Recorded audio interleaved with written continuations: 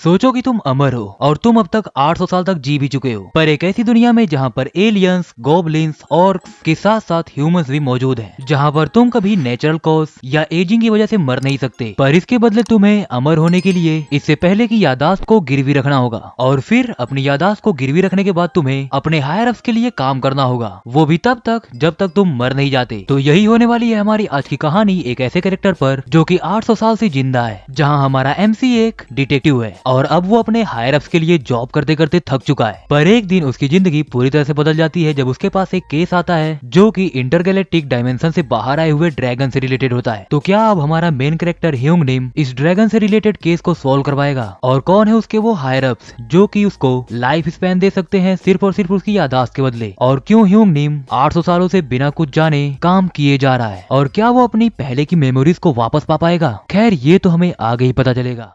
तो एपिसोड की स्टार्टिंग में हम देखते हैं एक शहर का सीन जहां हमारा मेन कैरेक्टर ह्यूंग निम एक शॉप के अंदर जाता है और वहां पर कुछ पौधों को देखता है और कहता है जंजीबार जिम। वहीं उसके साथ में ही एक एल्फ मौजूद होती है जो कहती है ये पेड़ काफी अजीब है ना, इसके पत्ते बिल्कुल ही कॉइन की तरह लग रहे हैं, इसीलिए शायद इसे मनी ट्री कहा जाता है। नए बिजनेस की शुरुआत पर आमतौर पर लोग इसे ही गिफ्ट देते हैं। ह्यूंग निम कहता है दैट्स परफेक्ट, मुझे भी एक दे दो। वहीं उस शॉप के अंदर रेडियो चल रहा होता है जहाँ रेडियो में आवाज आती है। तो अगली खबर है सोको सिटी के बारे में जहाँ पर अचानक से एक अजीब सा स्टोर्म आ गया। गवर्नमेंट ने कहा कि ये बस एक प्राकृतिक घटना है। वही वो एल्फ कहती है कौन यकीन करेगा इस बात पर कि आखिरकार इतना पावरफुल स्टॉर्म एक प्राकृतिक घटना है। क्या तुमने यूट्यूब पर उस स्टॉर्म की वीडियो नहीं देखी? ह्यूंग सोचता है जैसा कि एक्सपेक्टेड था, लड़ाई के बाद की चीजें छुपाना बहुत मुश्किल हो गया। इसी के साथ वो अपनी यादों में चला जाता है जहाँ वो एक ड्रैगन से फाइट कर रहा होता है। ह्यूंग कहता है मुझे ड्रैगन से लड़े हुए काफी समय हो चुका है और साथ ही में एक ही दिन 2 ड्रैगन को मारे तो इससे भी ज्यादा समय हो चुका है। देन वो अपना एक डैगर लेकर एक ड्रैगन के साथ दूसरे ड्रैगन पर अटैक कर देता है जहां अचानक से वहां पर एक पावरफुल ब्लास्ट होता है जिसकी वजह से पूरे समुद्र में सुनामी जैसा माहौल क्रिएट हो जाता है और इसी के साथ ह्यूंग अपनी यादों से बाहर आता है। वहीं वो एल्फ कहती है हम जिस दुनिया में रहते हैं वो काफी अजीब है ना। ह्यूंग अपना सामान लेते हुए कहता है हाँ क्यों नहीं, तुमने बिल्कुल सही कहा। एंड देन वो उस शॉप से बाहर निकलता है और एक टैक्सी में बैठकर कहता है मुझे सियोल लेकर चलो। जाते हुए ह्यूंग सोचता है ये काफी अजीब दुनिया है, एक ऐसी दुनिया जो किसी भी एस्पेक्ट से नॉर्मल नहीं है। पर अगर ये दुनिया नॉर्मल नहीं है तो आखिरकार नॉर्मल दुनिया होती क्या है? वहीं वो टैक्सी ड्राइवर कहता है आपको देखकर लगता है कि आप यहाँ पर वेकेशन के लिए आए हैं, आखिरकार आप यहाँ पर किस वजह से आए हैं, क्या आप बता सकते हैं? ह्यूंग कहता है कुछ खास नहीं, मैं तो बस यहाँ पर कुछ काम के लिए आया हूँ, पर सच बताऊँ तो मैं काम करना नहीं चाहता। टैक्सी ड्राइवर कहता है मैं भी, पर अगर हमें खाना चाहिए और जिंदा रहना तो काम तो करना ही पड़ेगा। ह्यूंग कहता है इस दुनिया में तुम्हें कम से कम सर्वाइव करने के लिए तो काम करना ही होगा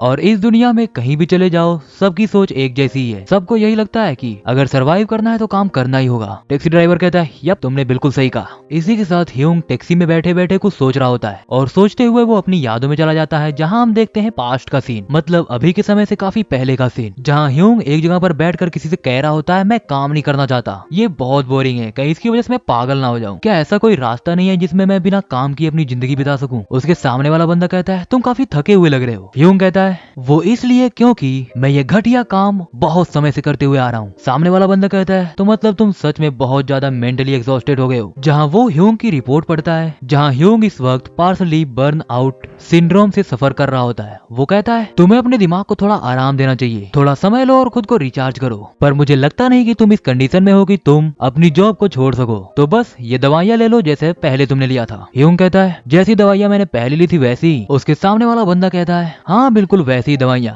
और तुम्हारा अगला चेकअप अब होगा 23 साल बाद। एंड देन हम देखते हैं उस बंदे को जो कि देखने में काफी अजीब सा होता है, बिल्कुल ही एक एलियन की तरह। वो कहता है मैंने तुम्हें 23 साल के लिए लगभग दवाइयाँ दे दी है, तो अब 23 साल बाद आना अपना चेकअप करवाने के लिए, तो क्या तुम्हें कुछ और पूछना है? ह्यूंग कहता है नहीं मैं जा रहा हूँ। वही वो बंदा कहता है ठीक है फिर अब 23 साल बाद मुलाकात होगी। एंड देन वो बंदा सोचने लगता है कि बिना काम किए जिंदा रहना ये तो नामुमकिन है, क्योंकि अगर तुम काम नहीं करोगे तो मारे जाओगे। ह्यूंग को अगली सीन में हम देखते हैं एक पार्क में जहाँ पहले तो वो थोड़ा आसमान को देख रहा होता है, बट तभी वो अपने सामने देखता है जहाँ कुछ लोग मस्त पूरा अपनी जिंदगी का मजा ले रहे होते हैं। ह्यूंग कहता है ये दिन तो काफी अच्छा है, बट तभी पार्क में मौजूद सभी लोगों के फोन पर एक डिजास्टर अलर्ट आने लगता है जहाँ कोई कह रहा होता है सभी सिटीजन से रिक्वेस्ट है कि वो अपने घर में वापस चले जाएं। ह्यूंग की नजर भी उसी तरफ जाती है और तभी उसके पास भी एक कॉल आता है जहाँ सामने से कोई कहता है ह्यूंग निम तुम्हारे लिए एक काम है। ह्यूंग कहता है बैंक रॉबरी हुई है क्या? एंड देन हम देखते हैं उस कॉलर को जो कि एक लड़की होती है। वो कहती है जैसा तुमने सोचा बिल्कुल वैसा ही हुआ, अब मैं समझी कि क्यों तुम कोरिया के टॉप एजेंट हो।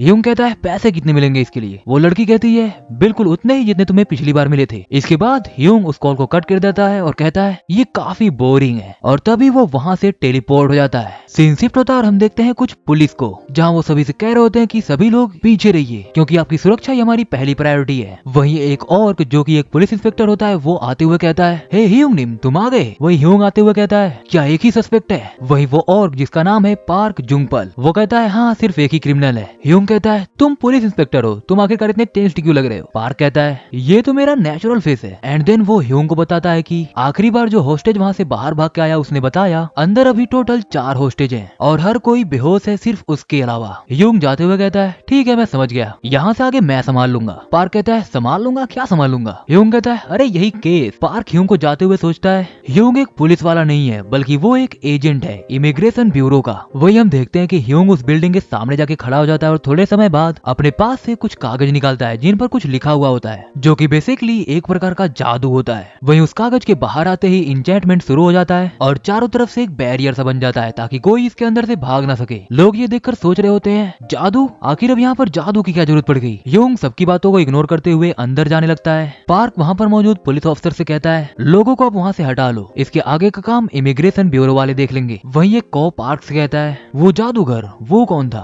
पार्क कहता है उसका नाम है मिनजुन ह्यूंग निम। वो कॉप कहता है अच्छा वो तो इमिग्रेशन ब्यूरो में उसका इंचार्ज है ना, जो लोग इलीगली इस वर्ल्ड में आते हैं। आखिरकार उसे यहाँ पर आने की क्या जरूरत पड़ गई? क्योंकि लॉजिकली तो वो इमिग्रेशन ऑफिस का इंचार्ज है। तो मुझे ये चीज समझ नहीं आ रही। पार्क कहता है क्या अभी भी तुम ये नहीं समझ पाए कि इमिग्रेशन ब्यूरो और इमिग्रेशन ऑफिस में अंतर क्या होता है? आखिरकार तुमने स्कूल में पढ़ा क्या? वो कॉप कहता है मुझे रात भर काम करना पड़ रहा होता है, इसीलिए मैं जब क्लासेस में था तो मैं सोता ही रहता था। इवन मेरे पास तो इतना भी समय नहीं था कि मैं थोड़े पैसे कमा सकता, तो आखिरकार भला मैं पढ़ने के लिए समय कहाँ से लाता? पार्क सोचता है मुझे ये बात नहीं कहनी चाहिए थी। एंड देन वो उस कॉप को इमिग्रेशन ब्यूरो और इमिग्रेशन ऑफिस के बीच में डिफरेंस समझाने लगता है, जहाँ वो उस कॉप से कहता है कि जैसा तुमने कहा इमिग्रेशन ऑफिस कुछ ऐसा है जो कि फॉरेनर्स के कंप्लेंट को अपने पास से सॉल्व करता है, पर एक ऐसा एजेंट जिसने इमिग्रेशन ब्यूरो के साथ कॉन्ट्रैक्ट बना के रखा हो जैसे कि ह्यूंग निम, वो सिर्फ कुछ स्पेशल फॉरेनर्स को ही अपने हिसाब से संभालता है। कॉप कहता है स्पेशल फॉरेनर्स? पार्क कहता है हाँ स्पेशल फॉरेनर्स को तुम ऐसा समझ लो जैसे वो लोग जो कि 7 समुद्र पार से भी बहुत दूर से आए हो। वो कॉप कहता है इसका मतलब उस बैंक के अंदर? पार्क कहता है हाँ तुम बिल्कुल सही समझ रहे हो, उस बैंक के अंदर इस वक्त एक ऐसा फॉरेनर है जो कि खुद में ही एक अलग लेवल पर है, उसके अंदर जरूर कोई ऐसा है जो कि बहुत दूर से आया है। इधर हम देखते हैं कि ह्यूंग उस बैंक के अंदर जा चुका है जहां वो अपने फोन में पढ़ रहा होता है नो क्योंगकू,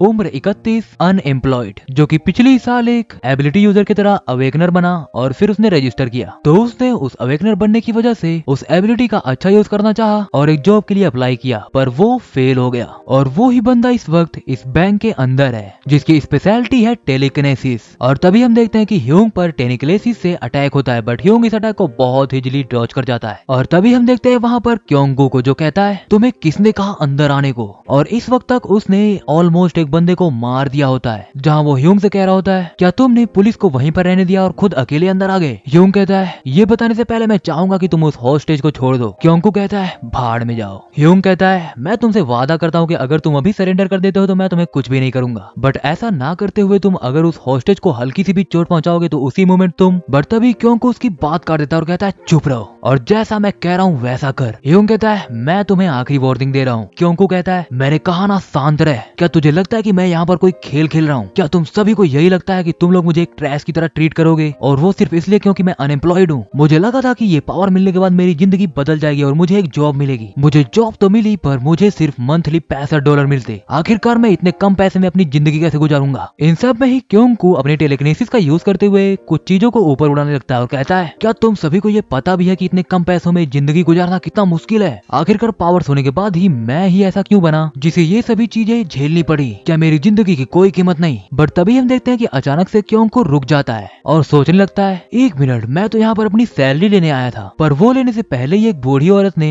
मेरी पीठ पर अपना एक हाथ रखा और कहा कि वहाँ पर कुछ है, और जब उसने मुझे टच किया तो मुझे बहुत ज्यादा दर्द भी महसूस हुआ। आखिर उसके बाद हुआ क्या और मैं कर क्या रहा हूँ? और तभी वहाँ पर किसी की हंसी गूंज जाती है, जहाँ परछाइयों में से बाहर आते हुए एक बुढ़ी औरत कहती है नॉट बैड नॉट बैड, तुमने आखिरकार मुझे पहचान लिया और मुझे इस लड़के के आर पार झांकते हुए भी देख लिया। वही क्योंकू की नजर अपने हाथों पर पड़ती है, जहाँ उसके हाथ में बेसिकली उसका हाथ उस बुढ़ी औरत के नेक से कनेक्टेड होता है, जिसे देखकर क्योंकू चीखने लगता है और कहता है ये क्या है? वही वो बुढ़ी औरत ह्यूंग से कहती है इमिग्रेशन ब्यूरो में मौजूद एक कुत्ते के तौर पर तुम्हारी नाक काफी सच्ची है क्योंकि तुमने मुझे नोटिस किया। ह्यूंग कहता है मैं बहुत ही बड़ा पागल होता अगर मैं तुम्हें नोटिस ना कर पाता। क्या तुम्हें सच में लगा कि मैं इतना बेवकूफ हूँ? वही वो बुढ़ी औरत कहती है और इस कमीने ने भी काफी अच्छा किया, मैंने इसका ब्रेन वॉश कर दिया था बट ये उससे भी आजाद हो गया। स्टार्टिंग में तो मुझे लगा था कि तुम आने के बाद ये बकवास बातें सिर्फ इसलिए कर रहे थे क्योंकि तुम बस इस लड़के को बिना चोट पहुंचाए एक मौका देना चाहते थे, पर मैं ये नहीं समझ पाई कि तुमने उस मौके में ही बोलते बोलते एक स्पेल कास्ट कर दिया जिसकी वजह से मेरा ब्रेन वॉश टूट गया और ये मेरे चंगुल से आजाद हो गया। एंड देन वो बुढ़ी औरत क्योंको की तरफ देखती है जहाँ उसके बैग पर मौजूद वो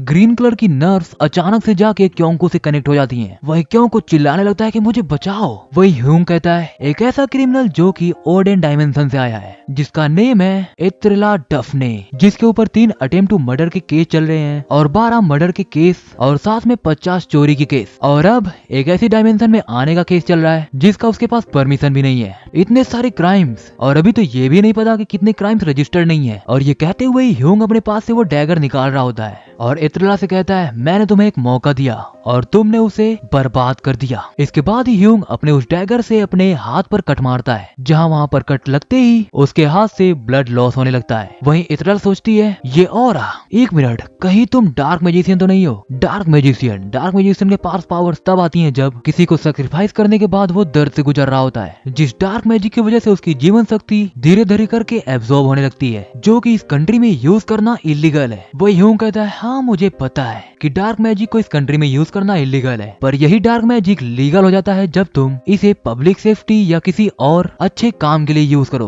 एत्रेला कहती है पर तुमने जो अपनी जीवन शक्ति कुर्बान कर दी वो कभी वापस नहीं आएगी। आखिरकार तुम्हारे जैसा एक आम इंसान कितनी जीवन शक्ति कुर्बान कर सकता है? चलो देखते हैं, पर हाँ तुम्हें मारने के बाद तुम्हारी ये डार्क मैजिक की पावर भी मैं रख लूंगी। इधर ह्यूंग कुछ मंत्र टाइप पढ़ने लगता है जहाँ एत्रेला ह्यूंग पर अटैक तो करती है बट तभी उस अटैक को ही ब्लॉक करते हुए ह्यूंग के पास एक डेमोनिक हाथ बाहर आता है और फिर जमीन को फाड़ते हुए ह्यूंग के पीछे ये बड़ा सा ब्लैक शैडो बाहर आने लगता है। एत्रेला कहती है कमीने आखिर ये कैसा जादू है, कहीं तू पागल तो नहीं हो गया है? एंड सोचती है आखिर इसके जैसा एक आम इंसान इतना large amount of dark magic कैसे यूज कर पा रहा है? इसके लिए इसने कितनी जीवन शक्ति कुर्बान की होगी? अगर मेरा अंदाजा सही है तो इसने सिर्फ मुझसे लड़ने के लिए अपने जीवन के दशकों साल कुर्बान कर दिए। वो ह्यूंग से कहती है तुम हो क्या? ह्यूंग कहता है ये तो मुझे भी नहीं पता। एत्रेला सोचती है इसे नहीं पता तो आखिर ये क्यों कर रहा है? एक मिनट, मैं इसे खड़ी नहीं रह सकती, मैं इसे ये करने नहीं दे सकती। इसके बाद ही वो ह्यूंग पर अटैक करती है बट ह्यूंग ने अपने डार्क मैजिक का यूज करते हुए जिस शैडो को समन किया होता है एत्रेला के सभी अटैक्स को वो ब्लॉक कर जाता है। एंड देन एत्रेला पर अटैक करके उसे सिर्फ अपने एक ही ब्लो में खत्म कर देता है, जहाँ उसने एत्रेला को इतना ब्रूटली मारा होता है कि देखकर नहीं लग रहा कि दादी अम्मा की आत्मा को शांति मिलने वाली है। बट मुझे और तुम्हें हैरान करते हुए एत्रेला का सर कटने के बाद भी वो अभी जिंदा है। वो कहती है मुझे लगा नहीं था कि तुम इतने ताकतवर हो। ह्यूंग उसके पास जाते हुए कहता है क्या हुआ, अब दर्द हो रहा है? तुमने जैसा सोचा था वैसा तो हुआ नहीं। खैर मैंने तो तुम्हें पहले ही एक मौका दिया था। वहीं एत्रेला कहती है एक मिनट रुक जाओ, अगर तुम मुझे जिंदा छोड़ दो तो मैं तुम्हें कुछ मुआवजा दे सकती हूँ। ह्यूंग कहता है कैसे? एत्रेला कहती है क्या तुम्हें ये पता चला कि आखिरकार इतने सारे क्रिमिनल्स अचानक अर्थ पर कैसे आने लगे? वो सिर्फ इसलिए क्योंकि डायमेंशन के ज्योतिषी ने सभी को कुछ बताया है। उसने बताया कि डायमेंशंस की जहाँ तक पहुँच है वहाँ तक के बीच में इतिहास के सबसे वर्स्ट क्रिमिनल की सोल का एक टुकड़ा गिरा हुआ है और मेरे पास एक रिकॉर्डिंग है जो कि हमें उस सोल के टुकड़े तक पहुंचा सकती है। उस टुकड़े तक पहुंचने के लिए बहुत सारे लोग कोशिश कर रहे हैं, पर अगर तुम वहां पर पहुंचकर उसे बेच सको तो मैं इसके आगे का रास्ता तुम्हें बता सकती हूँ, पर अगर तुम मुझसे ये वादा करते हो कि तुम मुझे जिंदा छोड़ दोगे। वही ह्यूंग बिल्कुल रिलैक्स्ड होते हुए कहता है कोई जरूरत ही नहीं है, क्योंकि अगर उस सोल के टुकड़े को मैं बेचूंगा तो मैं कमेटी में एक क्रिमिनल की तरह रजिस्टर हो जाऊंगा, और अगर मैं क्रिमिनल बना तो मुझ पर जो रिवॉर्ड लगेगा वो तुमसे कई गुना ज्यादा होगा। ह्यूंग कहता है तुम मरने वाले हो फिर भी मुझे स्कैम करने की कोशिश कर रही हो। पर तभी एत्रेला की नजर ह्यूंग के हाथों पर पड़ती है जहाँ उसका हाथ बिल्कुल ही नॉर्मल होता है। वो कहता है एक मिनट, ये कैसे हो सकता है? डार्क मैजिक को यूज करने के लिए जो जीवन शक्ति सैक्रिफाइस की जाती है वो कभी वापस नहीं आ सकती। ये नियम तो पूरे गैलेक्सी पर लागू है, तो तुम्हारा हाथ नॉर्मल कैसे है? ये नामुमकिन है। आखिर तुम चीज क्या हो? ह्यूंग उस पर फाइनल अटैक लैंड करते हुए कहता है मैंने तो तुम्हें पहले ही बताया था ना, ये मुझे भी नहीं पता कि मैं क्या हूँ। ह्यूंग उसे मारने के बाद सोच रहा होता है आखिरकार पृथ्वी पर मैंने कितने एलियन क्रिमिनल्स को मारा है। ये काफी काफी एनोइंग है, मैं इन सब से थक चुका हूँ। देन वो हॉस्टेजेस की तरफ देखता है और कहता है कम से कम ये लोग अभी जिंदा तो हैं। देन वो एक बार इतरला की डेड बॉडी की तरफ देखता है और आगे बढ़ पड़ता है और कहता है मुझे इस इतरला से काफी जलन हो रही है। इस इतरला ने कई सारे बैंक्स में रॉबरी की और इसके पास तो अपनी मेमोरीज भी थी। इधर हम उस बैंक के बाहर देखते हैं कि वो बैरियर हटने लगता है जहाँ ह्यूंग बाहर आता है। पार्क कहता है ह्यूंग क्या काम खत्म हो गया? ह्यूंग कहता है हाँ काम तो खत्म हो गया, पर इसके आगे का तुम देख लो। पार्क पूछता है हॉस्टेजेस का क्या हुआ? ह्यूंग कहता है वो कम से कम अभी के लिए तो जिंदा है। पार्क कहता है अब जाके मेरी सांस में सांस आई, क्योंकि उन हॉस्टेजेस के साथ में ही वो रॉबर भी बच गया जो कि सभी को हॉस्टेजेस बना के बैठा हुआ था। क्योंकि वो रॉबर अभी काफी जवान था, तो इसीलिए मुझे ये देखकर काफी दुख होता कि उसके शरीर में कई सारे बुलेट होल्स मौजूद है। अब ये बातें सुनने के बाद ह्यूंग कहता है अरे तुम उस रॉबर की बात कर रहे हो क्या? वो मैं बताना भूल गया, उसके शरीर में तो अभी भी कई सारे होल्स हैं। अभी तुम लोग इसको गलत वे में मत लेकर जाना, क्योंकि उस रॉबर के शरीर में एक्चुअली में होल्स थे और वो सिर्फ इतरला की वजह से, क्योंकि वो उस रॉबर को कंट्रोल कर रही होती है। ह्यूंग पार्क से कहता है मैंने तुमसे कई बार कहा है ना कि ये जॉब करना काफी मुश्किल है और तुम्हारा तो माइंडसेट भी ऐसा नहीं है। चलो अच्छा थोड़े समय के बाद ड्रिंक पर मिलते हैं। पार्क कहता है हाँ ये तो काफी अच्छी बात है, चलो अच्छा बाद में मिलते हैं, पर हाँ तुम थोड़ा सुरक्षित होकर जाना। पार्क आगे जा ही रहा होता है बट तभी उसके फोन पर एक मैसेज आता है जहाँ उसे मैसेज आया था कैथी नाम की एक लड़की का, जिस मैसेज में लिखा हुआ है कोरियन गवर्नमेंट इमिग्रेशन ब्यूरो ने तुम्हारे अकाउंट में पैसे भेजे हैं क्योंकि तुमने कमिटी के एक वांटेड क्रिमिनल को मारा है। ह्यूंग कहता है ये पैसे मुझे Jenkinson father and son company limited से आए हैं। वो जेकिंसन वो तो पैसों के मामले में काफी तेज है, मुझे लगा नहीं था इतनी जल्दी मेरी पेमेंट आ जाएगी। एंड देन वो एक रोड के सामने जाकर एक टैक्सी को रुकवाता है जहाँ टैक्सी ड्राइवर उससे पूछता है आप कहाँ जाना चाहते हैं? ह्यूंग कहता है सोंगराक्सू में एक बुक स्टोर है वहाँ पर। एंड देन वो टैक्सी में बैठकर जाने लगता है, जहाँ जाते हुए वो सोच रहा होता है मेरे बारे में जो इन्फॉर्मेशन पब्लिकली मौजूद है वो ये है कि मैं एक लेजेंडरी एजेंट हूँ जिसने इमिग्रेशन ब्यूरो के 99% ऑफ द केसेस को सॉल्व किया है। पर तभी उसके सामने हम देखते हैं उसका सिस्टम विंडो, जहाँ उसके सामने ओपन होता है उसका प्रिजनर प्रोफाइल। वही ह्यूंग का क्रिमिनल आईडी नंबर भी लिखा हुआ होता है एंड बाकी कुछ चीजें ह्यूंग के बारे में लिखी हुई होती हैं, बट वहाँ पर उसकी आइडेंटिटी के बारे में भी लिखा हुआ होता है जो कि होता है ये मिनजुन ह्यूंग निम। और उसकी नस्ल की बात की जाए तो वो एक इंसान है। ह्यूंग उस स्टेटस को देखने के बाद कहता है सभी को लगता है कि मैं एक इंसान हूँ पर असलियत में मैं एक एलियन हूँ। मैंने बहुत सालों पहले कई सारे गुनाह किए जिसकी वजह से मुझे ऑन द स्पॉट मारा नहीं गया बल्कि कैप्चर कर लिया गया और फिर मेरी मेमोरीज और मेरी बॉडी उन्होंने अपने पास रख ली और मुझे सजा मिली लेबर रिफॉर्म की। सिस्टम विंडो को देखकर ह्यूंग सोच रहा होता है ऐसे जरूरी काम जो कि इंसानों द्वारा त्याग दिए गए हों वो मेरे जैसे लोगों को दिए जाते हैं जिनकी मेमोरीज को मैनिपुलेट किया गया है और उनसे उनकी मेमोरीज छीन ली गई। इसके बाद हम उसके सिस्टम विंडो पर देखते हैं जहाँ लिखा हुआ आता है डिपॉजिट 200 डैलेंट। अब कंफ्यूज मत होना, बेसिकली वॉन कोरिया की करेंसी है बट डैलेंट वो करेंसी है जो कि ह्यूंग और उसके हायर अप्स मतलब कि कमेटी वाले लोग यूज करते हैं। और इस करेंसी की यही खासियत है कि ये एक यूनिवर्सल करेंसी है, मतलब कि इसे लेकर तुम जहाँ चले जाओ वहाँ ये चलेगी। ह्यूंग कहता है जब भी मैं इस पृथ्वी पर किसी भी मिशन को या किसी काम को सक्सेसफुली कर देता हूँ तो मुझे ये डैलेंट नाम की करेंसी मिलती है। इधर हम देखते हैं कि उसके सिस्टम विंडो पर आता है ऑटोमेटिक ट्रांसफर अलर्ट, जहाँ उसके 2000 डैलेंट किसी ने विड्रॉ कर लिए होते हैं, वो भी एज अ टैक्स। और अब उसके अकाउंट में बचे हैं सिर्फ 21,525 डैलेंट। सिस्टम विंडो पर दिखता है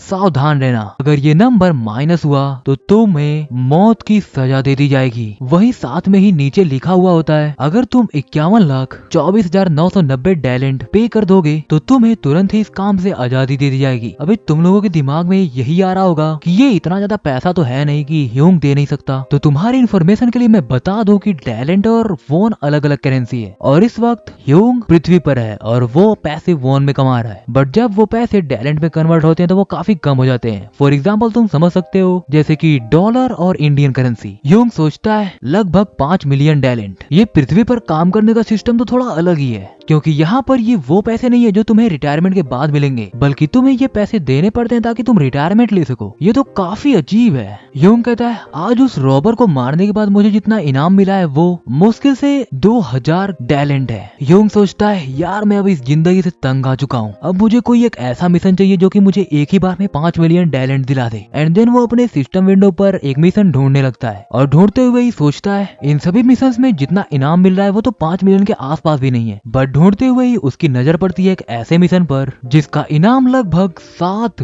मिलियन टैलेंट है। और तभी उसे याद आता है कि कैसे ये मिशन उसके सिस्टम विंडो में ऐड हुआ और उसे ये समझ में आ जाता है कि ये हुआ ऐड एट्रिला की वजह से, क्योंकि उसी ने ह्यूंग को ये बताया था कि एक सोल का टुकड़ा डायमेंशन के एक छोर पर कहीं मौजूद है जो कि दुनिया के one of the worst criminal के सोल का टुकड़ा है। ह्यूंग कहता है ये मिशन अगर मैं सिर्फ इसे कंप्लीट कर लूं, ये डैम कंपनी अब मैं इसे। तभी ड्राइवर कहता है सर आपकी बातें सुनकर लग रहा है कि आपको आपकी कंपनी में काफी कठिन समय बिताने पड़ रहे हैं, पर मैं आपको एक सलाह देता हूँ कि आपके लिए यही अच्छा होगा कि आप अपनी कंपनी के साथ ही रहें, क्योंकि देखकर लगता है कि आपके पास एक स्टेबल जॉब है। ह्यूंग कहता है ना, मैं जल्द ही इस जगह को छोड़ने वाला हूँ क्योंकि मैं यहाँ पर बहुत समय से काम कर चुका हूँ। ह्यूंग मन में कहता है किसे पता होगा कि मैं यहाँ पर लगभग 800 सालों से काम कर रहा हूँ, पर इस बार मैं कंफर्म इस कंपनी को छोड़ दूंगा। सीन शिफ्ट होता है और हम देखते हैं पार्क को उसके सीनियर ऑफिसर के सामने, जहाँ वो सीनियर ऑफिसर कहता है क्या तुम्हें पता है कि किसी सुपीरियर को उसके काम पर मारने के कौन से बहुत 3 एफिशिएंट तरीके हैं? पार्क कहता है नहीं मुझे पूरा तरह से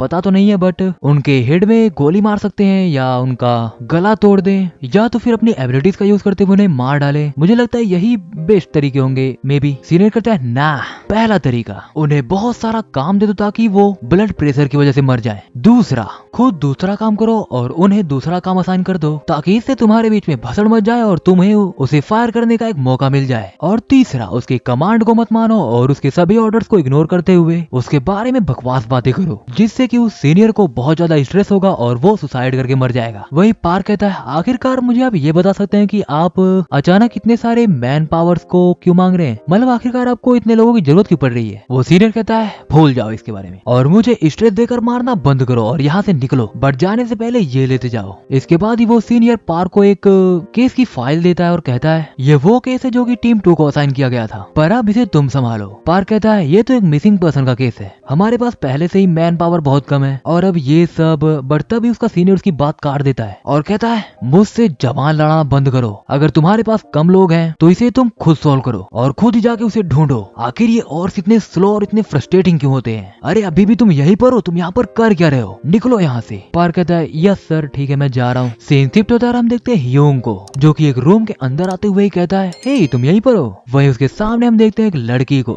जिसका नेम है कैथरीन कैंग और वो ह्यूंग की असिस्टेंट है और अगर उसकी एज की बात की जाए तो वो है 25 ईयर्स। कहती है क्या तुम अपने फोन को बदल नहीं सकती? तुम्हें अंदाजा भी है कि अलग अलग टेक्स्ट भेजने में कितनी ज्यादा प्रॉब्लम्स होती हैं। इसकी वजह से देखो तुम मेरी कॉन्टैक्ट लिस्ट में सेकंड मोस्ट कॉन्टैक्ट पर्सन बन चुके हो, बल्कि तुमने तो मेरी मॉम को भी सरपास कर दिया है। ह्यूंग पूछता है अगर मैं सेकंड हूँ तो फर्स्ट कौन है? कैथी कहती है क्रेडिट कार्ड कंपनी। इसके बाद वो एक बॉक्स के पास जाता है और कहता है ये क्या है? कैथी कहती है ये तो मैं जब यहाँ पर आ रही थी तब मैंने ले लिया। ह्यूंग पूछता है तुमने आखिरकार इतने सारे पोटैटोस क्यों खरीदे? क्या तुम्हें सच में लगता है जो अकेला रहता है वो इतने सारे पोटैटोस खा पाएगा? कैथी कहती है तुम्हें तो ये फूड पसंद है ना, क्योंकि वैसे भी तुम एक ओल्ड मैन हो। ह्यूंग कहता है क्या तुम थोड़ा कम पैसा खर्चा कर सकती हो? मतलब कम पैसे खर्च करने के बाद भी तो जिंदगी जिया जा सकता है। देन वो कैथी से पूछता है अगर तुम यहाँ पर आई हो तो जरूर कोई ना कोई काम ही होगा। कैथी कहती है ऑफ कोर्स। एंड देन वो एक फाइल ह्यूंग को पकड़ाती है और कहती है मैंने इमिग्रेशन ब्यूरो से कहा है कि मैं इस पे पूरी श्योर नहीं हूँ कि तुम इस केस को एक्सेप्ट करोगे या नहीं। ह्यूंग कहता है अगर तुम ऐसी बातें कर रहे हो तो मुझे सोचना पड़ेगा इसके लिए। एक मिनट, एक मिसिंग पर्सन का केस? कैथी कहती है हाँ तुमने सही सुना, वो मिसिंग पर्सन है प्रेसिडेंट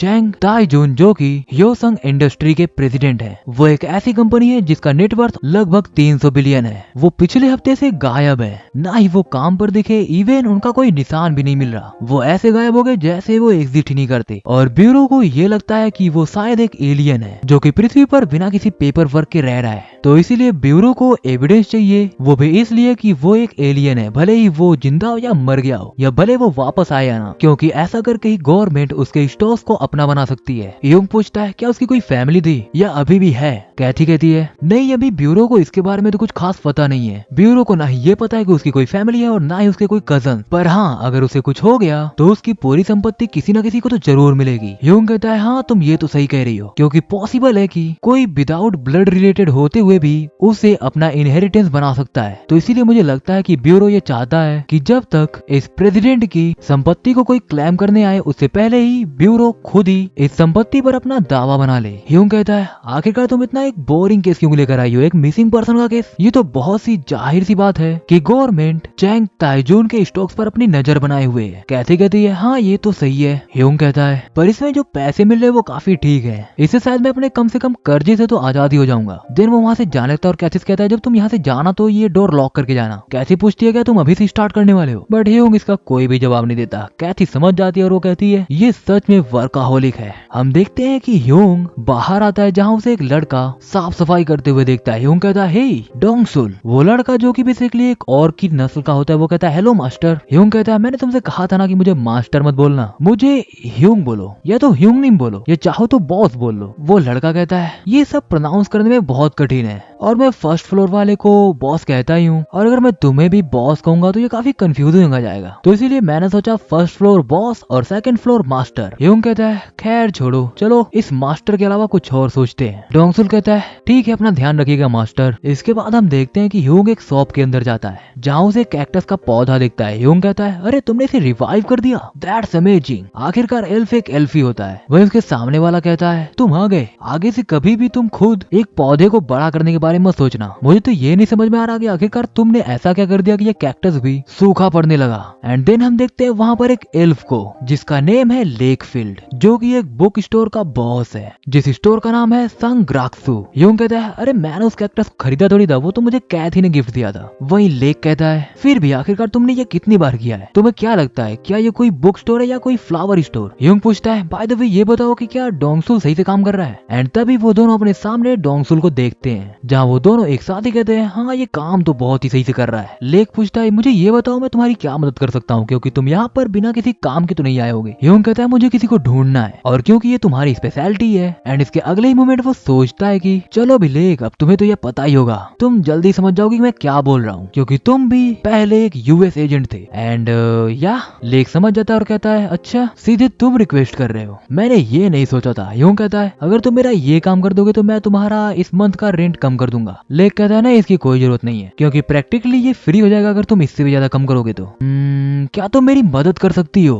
लेक की या बोलते ही पता नहीं कहां से वहां पर एक एलिमेंटल स्पिरिट आ जाती है। ह्यूंग सोचता है जब एक एलिमेंटल स्पिरिट को बुलाया जाता है तब वो वही रूप ले लेती है जो कि उसे बुलाने वाला याद कर रहा होता है। मतलब कि एलिमेंटल स्पिरिट को समन करने वाला जिस चीज को बहुत ज्यादा याद करता है वो एलिमेंटल स्पिरिट वही रूप बनकर आती है। वही स्पिरिट लेक से कहती है किसने सोचा था तुम एक स्पिरिट को इतना फास्ट समन कर सकते हो? लेक कहता है ये तो बस मेरी प्रैक्टिस और फोकस का कमाल है। लेक स्पिरिट को जेंग ताइजून की फोटो दिखाता है और पूछता है कि तुम इसे ढूंढ सकती हो? या सुनते ही वो स्पिरिट उसे ढूंढने के लिए निकल पड़ती है। लेक ह्यूंग से कहता है जब मुझे तुम्हारे सवाल का जवाब मिल जाएगा तो मैं तुम्हें बुला लूंगा या तो फिर मैं तुम्हें कांटेक्ट करके बता दूंगा। ह्यूंग उसे थैंक यू बोलता है और फिर अपने रूम में आ जाता है और तभी थोड़े समय बाद डोंगसुल उसका दरवाजा नॉक करता है और कहता है मास्टर आपको बॉस बुला रहे हैं। यह सुनते ही ह्यूंग अगेन लेक के पास चला जाता है और कहता है क्या तुम्हें वो मिल गया? लेक कहता है हाँ मुझे उसका पता चल गया। ह्यूंग कहता है तुम इस फील्ड में सबसे बेहतरीन हो। लेक पूछता है पर तुम उसे ढूंढ क्यों रहे हो, इसके पीछे का कारण क्या है? ह्यूंग कहता है मुझे उसे इंटरोगेट करना है। लेक कहता है अगर ऐसी बात है तुम्हें अपने साथ एक और प्रोफेशनल रखना चाहिए। ह्यूंग कहता है नहीं मैं ऐसा बिल्कुल नहीं करने वाला। वहीं लेक कहता है तुम जिसे ढूंढ रहे हो वो मर चुका है। ह्यूंग पूछता है अच्छा ये बताओ वो इंसान था? लेक कहता है मुझे पूरी तरह से पता तो नहीं है बट उसे पूरी तरह से इंसान कहना काफी मुश्किल है। सीन शिफ्ट होता है और हम देखते हैं एक जंगल का सीन जहाँ पर एक आदमी आसमान में लटका हुआ होता है। वहीं ह्यूंग उसे उतारता है और कॉल पर किसी से कहता है मैंने ढूंढा बट मुझे इसके पास से सिर्फ एक लेटर मिला है जिसमें कि इसकी विरासत के बारे में लिखा है और वो इतना ज्यादा यूजफुल भी नहीं है। अच्छा मुझे ये बताओ क्या इमिग्रेशन ब्यूरो ने इसकी विरासत का कोई मालिक ढूंढा? वहीं कॉल की दूसरी तरफ होती है कैथी कहती है हाँ उन्होंने ढूंढ लिया है, मैंने सुना है कि वो इस वक्त चंगसुन बैंक के हेड ऑफिस की वीआईपी ब्लॉक में है। वहीं दूसरी तरफ ह्यूंग कहता है हेड ऑफिस, तब तो मुझे नहीं लगता कि कोई वहाँ पर घुस पाएगा, तो इसीलिए शायद अब हमें उसे छोड़ते हुए प्रेसिडेंट जेंग ताइजून के हाउस में तलाश करनी चाहिए। कहती है ठीक है मैं समझ गई, मैं जल्द ही ब्यूरो से इसके बारे में बात करती हूँ। वही कॉल कटने के बाद ह्यूंग सोच रहा होता है अगर इसे एलियन प्रूफ करना इतना कठिन हुआ तो मैं ये केस छोड़ दूंगा। इसी के साथ सीन शिफ्ट होता है और हम देखते हैं प्रेसिडेंट जेंग ताइजून के हाउस को जहाँ उसके सामने पार्क और ह्यूंग दोनों मौजूद होते हैं। पार्क पूछता है ह्यूंग तुम यहाँ पर क्यों आए हो? बट इससे पहले कि ह्यूंग कुछ बता पाता कि तभी वहाँ पर एक एल्फ आ जाता है और कहता है मैं सोच ही रहा था कि आखिरकार मैं यहाँ पर करूँ क्या, क्योंकि तुम दोनों ने साथ में ही यहाँ पर आने की रिक्वेस्ट की थी, पर ये काफी अच्छी बात है कि तुम दोनों एक दूसरे को जानते हो। देन वो एल्फ वहाँ से जाते हुए कहता है तो चलो अब इसके आगे तुम लोग तलाशी करने के बाद खुद ही काम संभाल लेना, पर हाँ जाते वक्त चाबी मुझे देते जाना। पार्क कहता है डबल बुकिंग? ह्यूंग कहता है रुक जाओ, मैं अभी सिचुएशन को क्लैरिफाई करता हूँ। पार्क अंदर जाते हुए कहता है अब किसी भी क्लैरिफिकेशन की जरूरत नहीं है, क्योंकि तुम जिससे भी बात करोगे वो यही कहेगा कि तुम्हें सपोर्ट करे। पार्क कहता है मुझे ये पहले ही पता होना चाहिए था कि आखिरकार क्यों टीम 2 के लीडर ने ये केस मुझे सौंप दिया। ह्यूंग कहता है इसका मतलब इस केस को पहले कोई दूसरी टीम हैंडल कर रही थी। पार्क कहता है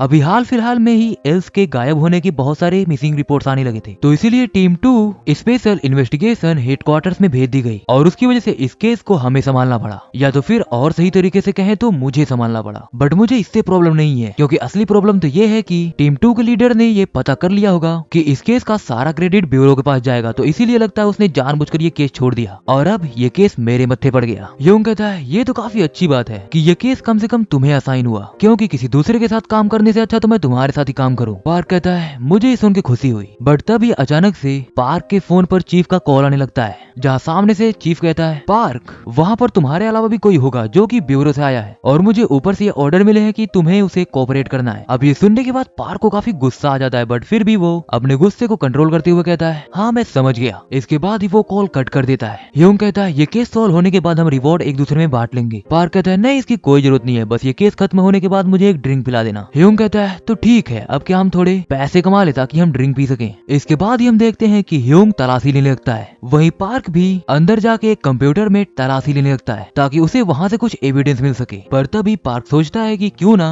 यहाँ पर इस कंप्यूटर में तलाशी लेने से अच्छा इसके हार्ड डिस्क की कॉपी बना ली जाए ताकि इसे बाद में एक एविडेंस के तौर पर भी पेश किया जा सके। वहीं ह्यूंग कुछ किताबों में ढूंढने लगता है ताकि वहाँ से उसे कोई सुराग मिल सके। पार्क उससे कहता है मैं कल तुम्हारे पास इसकी कॉपी भेज दूंगा, इस हार्ड डिस्क की। ह्यूंग कहता है ठीक है, ये काम मैं तुम्हारे भरोसे छोड़ता हूँ। पर तभी उन्हें किसी की आवाज आती है जैसे कोई रो रहा हो। पार्क कहता है ये आवाज बिल्कुल रोती हुई तलवार की जैसी लग रही है। ह्यूंग कहता है रुक जाओ, तुम थोड़ा 2 मिनट शांत रहोगे। एंड देन वो उस आवाज को सुनने लगता है और सोचता है शायद ये एक एविडेंस हो सकता है। और तभी जब दोनों उस आवाज का पीछा करते हुए आगे जाते हैं तभी वहाँ पर उन्हें एक पेन मिलता है और तब से उन्हें जो आवाजें सुनाई दे रही थी वो उसी पेन की थी। पार्क कहता है आखिरकार एक फ्राइंग पैन से रोते हुई तलवार की जैसी कैसी आवाज आ रही है। बट तभी उसे अचानक से कुछ रियलाइज होता है और वो उस पेन को जमीन पर पटक देता है। ह्यूंग पूछता है तुमने ये क्यों किया? क्या वो पेन तुमसे बातें कर रहा था? पार्क कहता है हाँ तुम सही कह रहे हो, वो मुझसे बातें कर रहा था। ह्यूंग कहता है ये तो बस एक पेन है जो तुमसे बातें कर रहा था, तुमने इसे फेंका क्यों? पार्क कहता है ये पेन कुछ अजीब सी आवाजें निकाल रहा था जो कि कम से कम मुझे तो बिल्कुल नहीं अच्छी लग रही थी। वहीं जब ह्यूंग उस पेन को उठाता है तो उसे भी वो आवाजें सुनाई देती हैं और अगले ही मोमेंट वो भी उस पेन को जमीन पर पटक देता है। वहीं पार्क कहता है मैंने तुमसे कहा था ना। इधर वो दोनों काफी समय तक उस पेन को घूरने लगते हैं, बट थोड़े समय बाद ह्यूंग उस पेन को उठाता है और उसे पूछता है कि आखिरकार तुम हो क्या? वो पेन कहता है मुझसे पूछने के लिए तुम्हारा बहुत शुक्रिया, मैं हूँ एल्डियन डायमेंशन का ग्रेट सेफ जिसके पास डिग्नोव अल्का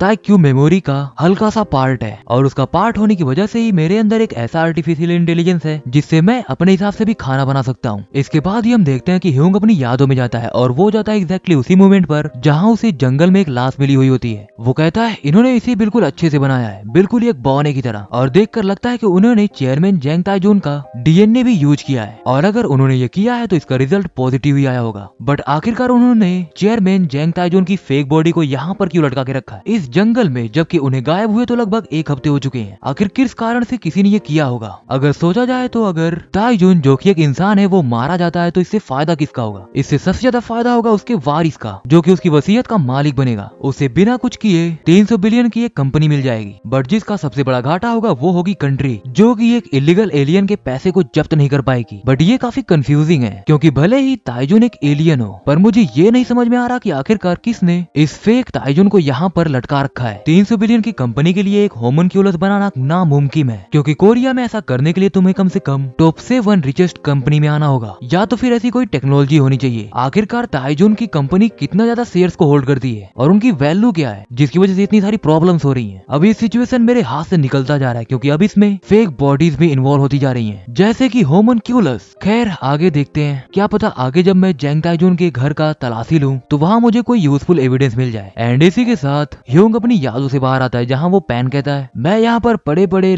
काफी समय से जंग खा रहा था, मुझे किसी से मिले बहुत टाइम हो गया है तो इसीलिए मैं बहुत ज्यादा एक्साइटेड हूँ तुमसे मिलके। पेन कहता है मैं 245 डायमेंशन को रिप्रेजेंट करता हूँ और साथ में मेरे पास 1.92 मिलियन रेसिपीज का नॉलेज भी है। मेरे अंदर अल्ट्रा माइक्रो वाइब्रेशन फीचर भी है जो कि मुझे अलाउ करती है कि मैं बहुत ही अमेजिंग खाना बना सकूं। वही ये सभी बातें सुनते हुए ही ह्यूंग सोचता है इसके अंदर जो ईगो वो टॉप टियर का है। ये कुछ ऐसा नहीं है जो पृथ्वी पर क्रिएट किया जा सके। तो अब इसकी हाई पॉसिबिलिटी है कि ताइजुन एक एलियन ही था, या तो फिर कहें कि है। वो पैन कहता है मैं 3 मीटर तक की चीजों को देख सकता हूँ और उसे रिकॉर्ड भी कर सकता हूँ, और वो इसलिए ताकि मैं इंग्रेडिएंट्स को अच्छे से देख सकूं और दूसरों के लिए अच्छा खाना बना सकूं। बट अगर तुम्हें कम्युनिकेशन को लेकर थोड़ी टेंशन हो रही है तो मैं बता दूं कि मैं माइंड के द्वारा कम्युनिकेट करता हूँ। ह्यूंग सोचता है क्या मुझे इस घटिया से पैन को फिर से फेंक देना चाहिए, बट वो ऐसा ना करते हुए उस पैन से पूछता है क्या कभी तुम्हें ताइजुन ने यूज किया है। वो पैन कहता है हाँ कभी कभी। ह्यूंग कहता है फिर मुझे तुमसे कुछ सवालों के जवाब चाहिए। वो पैन कहता है हाँ पूछो, पर मुझे इसके बदले में कुछ रिटर्निंग फेवर चाहिए। ह्यूंग कहता है क्या है वो पैन कहता है क्या तुम मुझे फिर से ग्राउंड पर वैसे ही फेंक सकते हो जैसे तुमने मुझे फेंका था। वो मुझे काफी अच्छा लगा था। अब ये सुनने के बाद ह्यूंग को समझ में नहीं आता कि वो क्या जवाब दे। वहीं वो पैन कहता है ताइजुन ह्यूंग नीम। वो देखने में बिल्कुल ही एक नॉर्मल ह्यूमन की तरह था, पर जब मैंने उसे लास्ट टाइम देखा था। बट तभी ह्यूंग कहता है बताओ कब तुमने उसे लास्ट टाइम देखा था। पैन कहता है आज से लगभग 1 हफ्ते पहले और 2 बजे के आसपास, वो भी रात के। मैंने देखा कि वो मिडिल नाइट में ही यहाँ से जा रहा है। मैं सोच ही रहा था कि उसके पास आखिरकार ऐसा कौन सा अपॉइंटमेंट है जो उसे इतनी रात में जाना पड़ रहा है। पर अगले दिन मुझे लिविंग रूम में किसी की हलचल महसूस हुई, इसीलिए मुझे लगा कि कुछ खास नहीं हुआ होगा। ह्यूंग कहता है क्या हे पार्क, क्या यहाँ पर कोई और भी था जो कि इस घटना के बाद इस रूम के अंदर आया हो। पार्क कहता है जब से चेयरमैन ताइजुन यहाँ से गायब हुए हैं तब से कल पहली बार था जब ये गेट ओपन हुआ। वो पैन कहता है पर वो व्यक्ति मैं पूरी तरह से श्योर हूँ कि वो ताइजुन ह्योंगनिम नहीं था, क्योंकि वो जब से आया तब से वो घर की तलाशी लिए जा रहा था और सुबह होने से पहले ही वो चला गया। उसके बाद वो लगभग 5 दिनों तक लगातार आता और लगातार तलाशी लेता, पर आजकल वो दिख नहीं रहा। ह्यूंग पूछता है क्या तुमने उसका चेहरा देखा। वो पैन कहता है दुर्भाग्यवश मेरे पास कोई भी नाइट विजन नहीं है, पर उसकी परछाई के अकॉर्डिंग मैं ये तो समझ गया कि वो जरूर एक इंसान था। ह्यूंग कहता है वो जरूर वार्प मैजिक का यूज करके इसके अंदर और इसके बाहर गया होगा। वही क्योंकि पैन ये सभी बातें ह्यूंग से माइंड के जरिए कम्युनिकेट कर रहा होता है, इसीलिए पार्क पूछता है हे ह्यूंग क्या उस पैन ने तुम्हें कुछ बताया।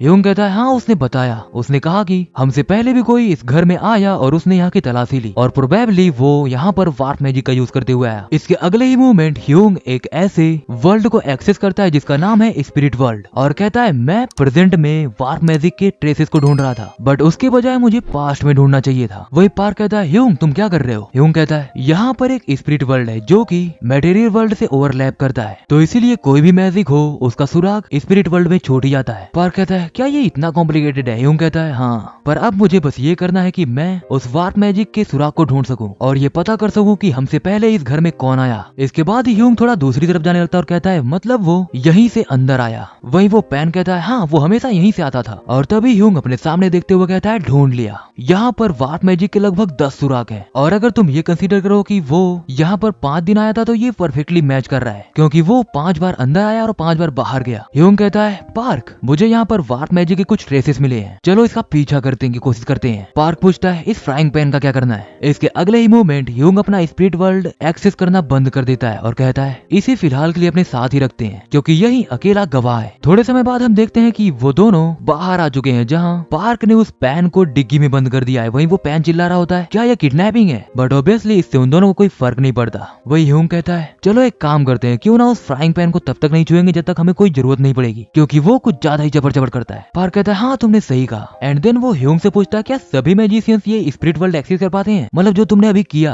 ह्यूंग कहता है ना सभी नहीं कर पाते, पर मैं कर पाता हूँ क्योंकि मैं एक्सपीरियंस्ड हूँ। पार्क कहता है हाँ तुमने ये तो सही कहा, क्योंकि तुम्हारी जिंदगी काफी लंबी रह चुकी है और इसी वजह से तुम्हारी एबिलिटीज टॉप क्लास की हैं। आगे जाते हुए ह्यूंग पार्क से पूछता है मतलब तुम अब 5 साल बाद रिटायर होने वाले हो। पार्क कहता है हाँ ये तो है, तुम्हें तो पता ही होगा कि ऑर्क्स स्लोली एज करते हैं, बट एक समय के बाद उनकी एजिंग बहुत फास्ट हो जाती है। ह्यूंग कहता है मुझे बाकी सभी ऑर्क्स का तो नहीं पता, बट तुम काफी फ्रेश एंड फिट लग रहे हो। क्या रिटायरमेंट के बाद तुम मेरे ऑफिस में काम करना चाहोगे। पार्क कहता है तुम तो हमारे हाउस रूल्स को जानते ही हो। ह्यूंग कहता है चलो इस मुद्दे को नहीं छेड़ते हैं, क्योंकि वैसे भी तुम्हारे हाउस के रूल्स की किताब काफी लंबी है, तो इसी वजह से मुझे उसके रूल्स ज्यादा याद नहीं है। इधर उनके बगल से ये गाड़ी गुजर रही होती है जिसमें से आवाज आती है एक ऐसा इंसानों का दल जिसे इंसानों द्वारा बनाया गया, क्योंकि असलियत में ये दुनिया इंसानों की है, तो इसीलिए इंसानों के लिए उनकी शक्ति वापस दो। और ये आवाज होती है सेंट्रल ह्यूमन पार्टी के कैंडिडेट नंबर 7 सोई ताए की, जो कि बेसिकली रिकॉर्डेड होती है। वहीं बाहर ये सभी बातें सुनने के बाद ह्यूंग कहता है क्या हमें रेडियो सुनना चाहिए। पार्क कहता है हाँ क्यों नहीं। इसके अगले मोमेंट ह्यूंग रेडियो को ऑन करता है जहाँ आवाज आती है। तो ये समय है आज की हेडलाइंस का। गेलांग को डायमेंशन में से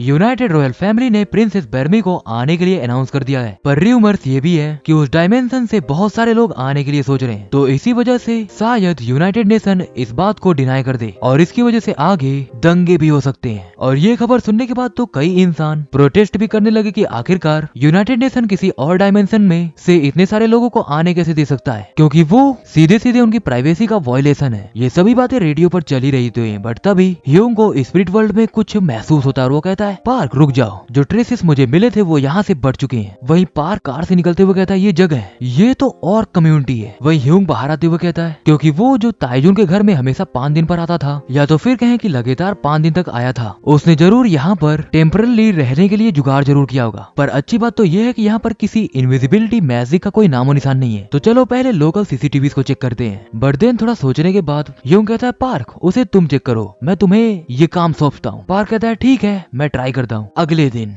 ह्यूंग और पार्क साथ में चल रहे होते हैं, जहाँ ह्यूंग कहता है, क्या वहाँ उतनी बड़ी जगह पर कोई भी सीसीटीवी नहीं है? पार्क कहता है, तुम तो जानते ही होगे वो ऑर्क्स का इलाका है। ह्यूंग कहता है, अगर ऐसी बात है तो फिर मैं किसी दूसरे मेथड का यूज करने वाला हूँ, एक ट्रेडिशनल मेथड। पार्क कहता है, एक ट्रेडिशनल मेथड? ह्यूंग कहता है, हाँ एक ट्रेडिशनल मेथड, एक ऐसा मेथड जो कि हर कोई यूज करता है, बट मैंने उसे काफी समय से यूज नहीं किया। एंड देन वो सोचता है, किसने सोचा था कि 21वीं सदी का जादूगर किसी से मैनुअली इन्वेस्टिगेशन करेगा। इसके बाद ही हम देखते हैं कि दोनों चलते चलते ऑर्क पब के सामने आ जाते हैं ताकि वो ऑर्क से पूछताछ कर सके। पार्क अंदर जाते हुए कहता है, हे ली ताइसम। वहीं ली कहता है, आखिर तुम यहाँ पर क्या कर रहे हो? क्या तुम्हें कोई रिपोर्ट मिली है? ह्यूंग कहता है, क्या वो तुम्हें जानता है? पार्क कहता है, हाँ वो भी मेरे आधिकारिक क्षेत्र में आता है। पार्क कहता है, मैं तुमसे बस कुछ क्वेश्चंस पूछूंगा और फिर तुम्हें जाने दूंगा। क्या तुमने यहाँ पर किसी सस्पिशियस इंसान को देखा? कोई ऐसा जिसे देखकर तुम्हें लग रहा हो कि ये काफी अजीब है? कुछ भी, उसके बारे में कुछ भी अजीब हो सकता है, और वो देखने में बिल्कुल इस फोटो की तरह है। मतलब ये फोटो क्लियर तो नहीं है, बट कुछ कुछ ऐसा ही है। वो ज्यादातर रात में काम करता है और उसके पास से विजार्ड की तरह महक आती है। ली उस फोटो को उठाता है और थोड़ा देखते हुए कहीं जाने लगता है और कहता है, क्योंकि तुमने पूछा है तो मैं थोड़े समय बाद तुम्हें बताता हूँ, मैं कॉल करने के बाद तुम्हें बताता हूँ। वही पार्क ह्यूंग से कहता है कि अगर ये बंदा उसके बारे में कुछ नहीं जानता तो इसका मतलब हम जिसकी तलाश कर रहे हैं वो यहाँ पर आया ही नहीं। थोड़े समय बाद जब ली कॉल से बात करने के बाद बाहर आता है तो कहता है, किसी ने मुझे बताया कि उसने ऐसे ही किसी को 3rd डिस्ट्रिक्ट में देखा है, तो तुम वहाँ पर जा सकते हो। वहीं ये सभी बातें देखने और सुनने के बाद ह्यूंग सोचता है, मैंने जितना सोचा था ये तो उससे भी ज्यादा आसान होता जा रहा है। इसके बाद हम देखते हैं कि वो दोनों के दोनों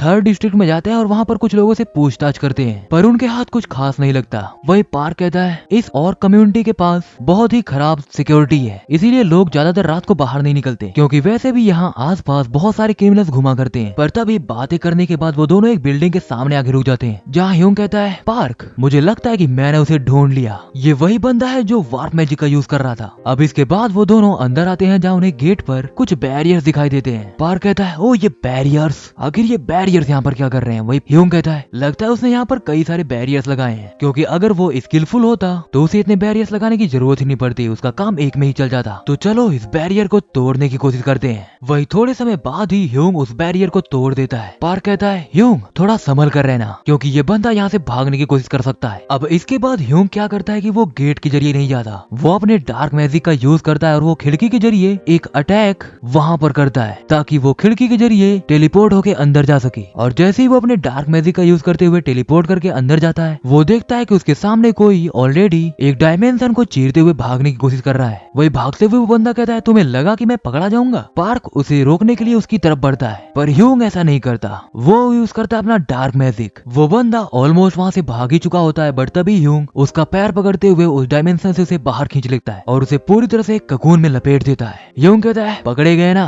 वो ये सब देखने के बाद पार्क के तो पसीने छूटने लगते हैं। थोड़े समय बाद हम देखते हैं कि वो बंदा होश में आ चुका है और उसे ह्यूंग और पार्क ने बांध रखा है। उस बंदे की चेस्ट पर एक सिंबल बना हुआ होता है, जिस पर ह्यूंग कहता है, सोसाइटी का एक मेंबर। अगर मैं गलत नहीं हूँ तो सोसाइटी वही ग्रुप है ना जो कि एक एविल ऑर्गेनाइजेशन है और वो ऐसे ही एबिलिटी यूजर से बनी है। वही ये बातें सुनने के बाद पार्क कहता है, हाँ तुम सही कह रहे हो, वो ऐसी ऑर्गेनाइजेशन है जिसमें की क्रिमिनल्स रहते हैं। पार्क कहता है, इस बंदे का फोन बिल्कुल क्लीन है। ह्यूंग कहता है, इसके रूम में भी कुछ खास स्पेशल नहीं है। पार्क उससे पूछता है, क्योंकि तुमने ऑलरेडी कंफर्म कर दिया कि तुम एक सुपर पावर्ड क्रिमिनल ऑर्गेनाइजेशन के मेंबर हो, तो इसीलिए मैं तुम्हें कोरिया के कॉन्स्टिट्यूशन का आर्टिकल नंबर 4 याद दिलाना चाहता हूँ। बट तभी वो बंदा पार्क के मुंह पर थूक देता है और कहता है, भाड़ में जाओ, तुम तो एक इंसान भी नहीं हो, कमीना, अपने आप को इंसान समझता है। और देखो कैसे उसने पुलिस की यूनिफॉर्म पहन रखी है, अगर मेरा बस चले तो मैं अभी इसकी जान ले लूं। वही ह्यूंग पार्क से कहता है, अगर तुम ऐसी बातें करोगे तो मैं तुम्हारी मदद नहीं कर पाऊंगा। पार्क कहता है, हाँ वो तो ठीक है, पर इससे मुझे निपटना होगा। इसके बाद ही वो एक हथौड़ा निकालता है। वही ह्यूंग कहता है, तुम आखिरकार एक हथौड़े के साथ क्या करने वाले हो? पार्क कहता है, अरे यही तो तुम्हारा स्टाइल है ना।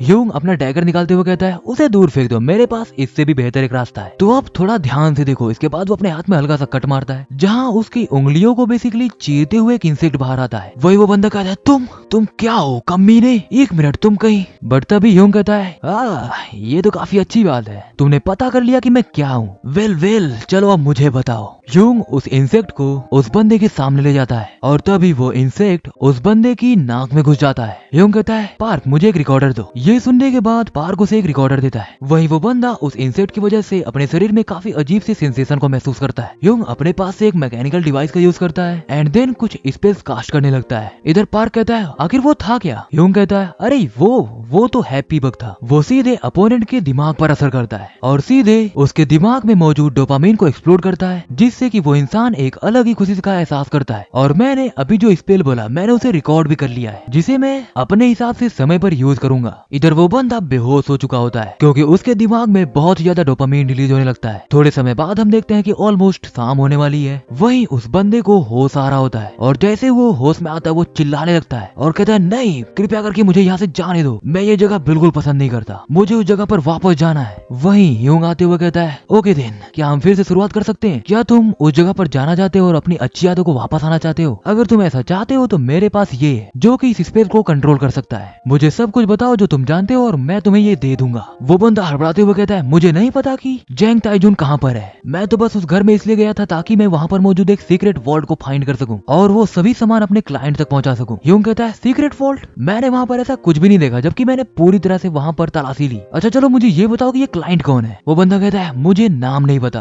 पर हाँ मुझे अंदाजा है कि शायद वो एक ड्रैगन है। ये सुनते ही पार्क भड़क जाता है और कहता है, क्या ये कमीना हमसे झूठ बोल रहा है? आखिर ये ऐसी सिचुएशन में झूठ कैसे बोल सकता है? वही वो बंदा कहता है, मैं सच कह रहा हूँ, कमांड सेंटर ने मुझे खुद कंफर्म किया था। वही पार्क कहता है, ह्यूंग तुम क्या कर रहे हो? क्या इसके आगे भी तुम इन्वेस्टिगेशन करने वाले हो? इसके आगे बहुत खतरा होगा। इसके बाद ही वो उस बंदे के गले को चौक करने लगता है। वही ह्यूंग सोच रहा होता है, ये काफी कॉम्प्लिकेटेड होते जा रहा है। एक ऐसा क्लाइंट जो कि ड्रैगन है। ड्रैगन्स वो क्रीचर जो कि अपने एक ही जनरेशन में पृथ्वी के टॉप क्लास क्रीचर्स में आ सकते हैं। जिन्होंने भी ड्रैगन्स को ऑफेंड किया वो सब के सब गायब हो गए, क्योंकि ड्रैगन्स ही वो हैं जो कि सोसाइटी को कंट्रोल करते हैं, बिल्कुल ही एक अल्टीमेट पपेट कंट्रोलर की तरह। ह्यूंग कहता है, रुको मुझे तुमसे कुछ और क्वेश्चंस पूछने हैं। इसके थोड़े समय बाद सीन शिफ्ट होता है। हम देखते हैं कि ह्यूंग एक ऑफिसर से कह रहा होता है, अगर तुम्हें मेरे शब्दों पर यकीन नहीं हो रहा तो तुम ये रिकॉर्डिंग सुन सकते हो। वही पार्क कहता है, क्या वो बंदा वो ऐसे ही स्टेट में रहेगा? ह्यूंग कहता है, हाँ वो ऐसे ही रहेगा, तुम उसे भूल जाओ, क्योंकि वो तो मुझे लग रहा है कि इस वक्त हैप्पी बज की वजह से बहुत ज्यादा खुश होगा। वही हम देखते हैं कि उस बंदे को पुलिस पकड़ कर ले जा रही होती है। पार्क कहता है, आमतौर पर हैप्पी बज की वजह से तो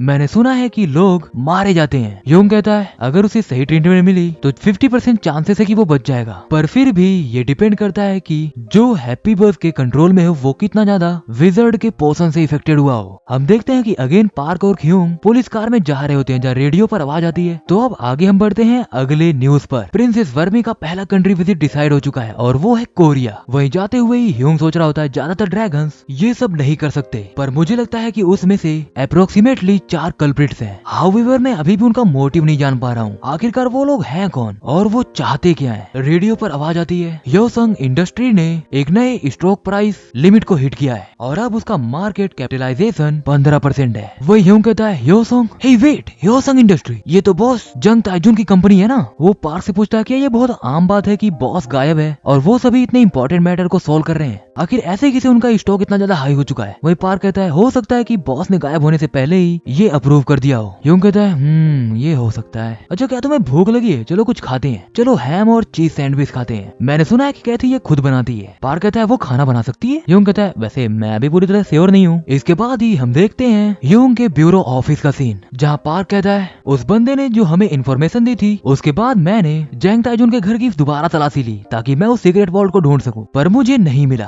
और साथ में ये फ्राइंग पैन भी कोई जवाब नहीं दे रहा। तो अब हमें क्या करना चाहिए? ह्यूंग एक सोफे पर बैठकर सोचता है, अब हमारे पास कोई रास्ता ही नहीं बचा। मुझे लगता है कि मुझे इस केस को गिव अप कर देना चाहिए, इससे पहले की चीजें और भी बदतर हो। कल मैं इमिग्रेशन ब्यूरो में जाऊंगा तो इसीलिए कैथी को कांटेक्ट करो। बट तभी कैथी दरवाजा खोलते हुए अंदर आती है और कहती है, मैं यहीं पर हूँ। एक मिनट, अंकल पार्क जुंगपल यहाँ पर क्या कर रहे हैं? वही पार्क कहता है, अंकल? तुम मुझे अंकल क्यों बोल रही हो? कैथी कहती है, मैंने तुम्हें कहा वो तुम्हारे चेहरे की वजह से। अच्छा ये बताओ कि फ्राइंग पैन यहाँ पर क्या कर रहा है? क्या तुम दोनों मिलकर मेरे लिए एक अच्छा सा खाना बनाने की सोच रहे थे। ह्यूंग कहता है अगर तुमने उसे टच किया तो शायद तुम्हें अच्छा ना महसूस हो। कहते कहते क्या क्या कहा तुमने? बट तभी वो पेन कहता है तुमसे मिलकर खुशी हुई। वही कहते कहते एक मिनट, ये फ्राइंग पैन बातें कर रहा है। एक मिनट, कहीं इसका मतलब ये फ्राइंग पैन एक ईगो है जिसके पास अपना एक दिमाग है? वही वो फ्राइंग पैन कहता है तुम ऐसे मुझे फ्राइंग पैन मत बुलाओ। मुझे जब ये लोग फ्राइंग पैन बुला रहे थे तो मुझे अच्छा लग रहा था, पर मैं चाहता हूँ कि सिर्फ तुम मुझे रिटार्ड बुलाओ। कहते कहते देन रिटार्ड? रुको, तुम्हारे पास कोई दूसरा नाम नहीं है क्या? तुम्हें रिटार्ड सुनकर अच्छा लगेगा? वो पैन कहता है डिग्नो अल्का ताइक्यू नोनिम, ये है मेरा नाम, मेरा असली नाम। कहती कहती ये है तुम्हारा असली नाम? नहीं, मैं इतना बड़ा नाम तो नहीं प्रोनाउंस कर सकती, पर मैं तुम्हें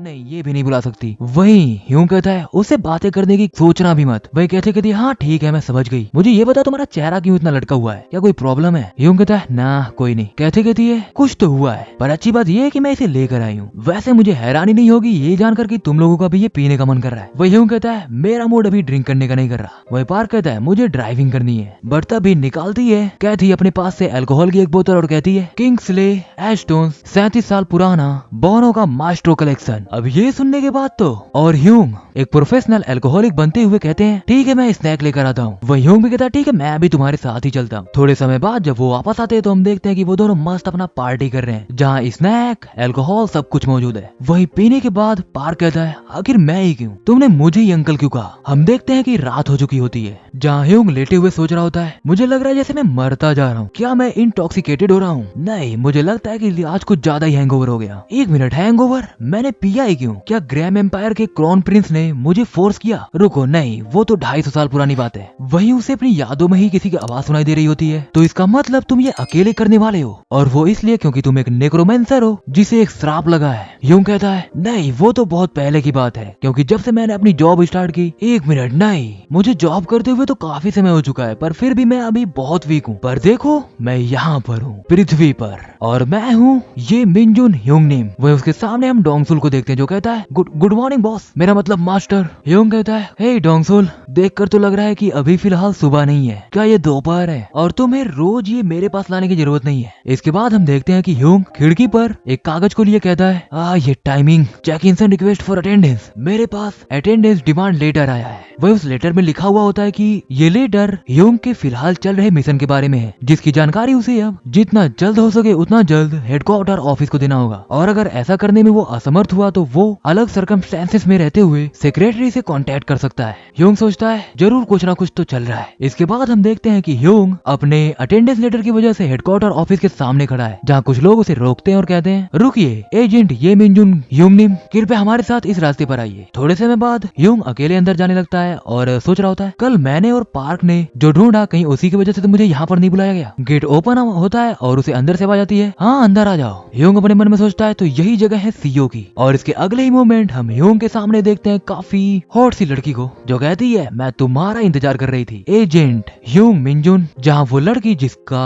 नाम ब्लेयर होता है और वो head secretary of Jenkinson father and son corporate limited है, वो कहती है मैं तुम्हारा इंतजार कर रही थी, और वो इसलिए क्योंकि तुम्हें तो पता ही होगा कि जेकिंसन एक ड्रैगन है। ह्यूंग कहता है वो सब छोड़ो, मुझे ये बताओ क्या मुझसे कोई गलती हुई है? ब्लेयर कहती है जो केस तुम्हें असाइन किया गया है जंग ताइजून के मिसिंग का केस, उस केस में इस वक्त चेयरमैन जेकिंसन भी काफी इंटरेस्टेड है, और जब उन्हें पता चला कि तुमने उस केस से रिलेटेड किसी बंदे को अरेस्ट किया है तो उन्होंने तुरंत तुमसे कांटेक्ट करने के लिए कहा। तो तुम्हें क्या लगता है वो कौन सा ड्रैगन सावक होगा जो कि ऐसी क्रिमिनल ऑर्गेनाइजेशन को हायर करेगा? वेल ये देखो, हमें इन 3 सस्पेक्ट पे डाउट है। हम देखते हैं स्क्रीन पर 3 लोगों की तस्वीरों को, जिनमें से एक का नाम होता है हेलिस्पेड, एक होती है वेट्राविया, एक होता है एडलिनेस। ह्यूंग पूछता है चेयरमैन मुझसे क्या चाहते हैं? ब्लेयर कहती है पहले तुम मुझे ये बताओ कि तुम योसंग इंडस्ट्री के बारे में कितना जानते हो? ह्यूंग कहता है ये एक फार्मास्यूटिकल कंपनी है। ब्लेयर कहती है बाहर से वो एक फार्मास्यूटिकल कंपनी है, पर ये कंपनी जिसे चेयरमैन ताइजून के द्वारा चलाया जा रहा था उसका एक सीक्रेट टास्क था। ह्यूंग कहता है अब इससे क्या फर्क पड़ता है, वो तो अपना बिजनेस कर रहे थे। ब्लेयर कहती है वो बिजनेस तो कर रहे थे बट उनकी रिसर्च काफी प्रॉब्लमैटिक है, वो खतरनाक रिसर्च कर रहे थे, और वो रिसर्च ड्रैगन्स की फैमिली के जेनेटिक्स पर थी। ह्यूंग सोचता है मैं ये सिचुएशन समझ सकता हूँ, क्योंकि ड्रैगन्स हर जहर से इम्यून होते हैं और साथ में वो काफी स्ट्रॉन्ग भी होते हैं, तो शायद यही रीजन होगा कि वो इतना इंटरेस्टेड थे। शायद इसी वजह से वो ड्रैगन्स की फैमिली की जेनेटिक्स पर रिसर्च कर रहे थे। हाउएवर